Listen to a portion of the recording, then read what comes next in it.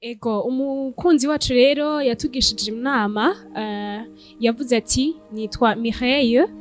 ndubatse mfise abana babiri jewe n'umushinga ntahe wanje twahuriye mu rubanza maze turakundana harageraho dushaka kubana ariko kubera atakazi yari afise kandi muhira iwacu basaba ko hatangwa inkwano yambwiye ko ndamuha amafaranga yo kunkwa kugira abavyeyi ntibabimenye hama azoyansubize naratetse umutwe urashuha niyumviraho ndayakura bitamwo kugurisha agatongo nari naraguze ndamuha tumaze kubana yararonse akazi eka sinatevye gusama nararindiye ko ampa amafaranga kugira nitegurire umwana ndabura nkamubaza akanyishura nabi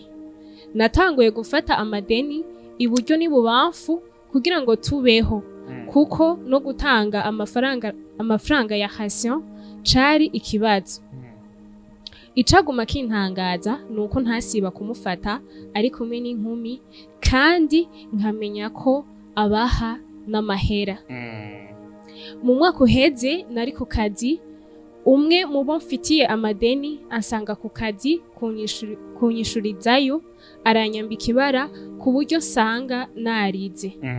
umugabo dukorana yitwa Fulgence yaraje arandihira umuriyoni bariko baranyishuza maze ntangazwa n'ico kintu ankoreye naramushimiye ndamubwira uko mu rugo nubatse by'ukuri yarambaye hafi gushika uyu munsi yampa amafaranga ya caution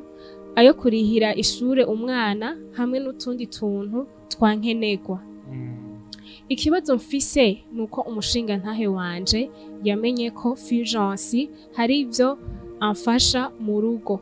none yantegetse ngo mbroke nimero ziwe kandi sinzosubire kumuvugisha atari uko azoca asaba divorce nabuze ico ndi bukore nico ndi bureke mbega nkore ivyo umushinga ntahe wanje ambwira mbegaho tuzoca tubaho gute